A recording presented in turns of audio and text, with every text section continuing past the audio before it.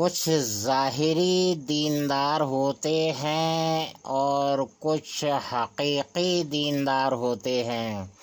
ظاہری دیندار یعنی چہرے پر داڑھی ہے، کرتا پاجامہ، ٹوپی رومال ہے جی، اور نماز پڑھنے بھی جا رہے ہیں جی، اذان سنتے ہی جا رہے ہیں جی، اور باقی روزے، زکوٰۃ، حج تمام فرائضوں کو ادا کر رہے ہیں، لیکن حقیقی دینداری بالکل ہی ایک ذرہ بھر بھی نہیں ہے، تل بھر بھی نہیں ہے جی۔ تو ظاہری دینداری وہاں نہیں چلے گی، وہاں حقیقی دینداری چلے گی۔ جو حقیقت میں دیندار ہوگا، صحیح حضور صلی اللہ علیہ وسلم کی پیروی کرے گا، وہی اللہ کے رسول کا پسندیدہ ہوگا۔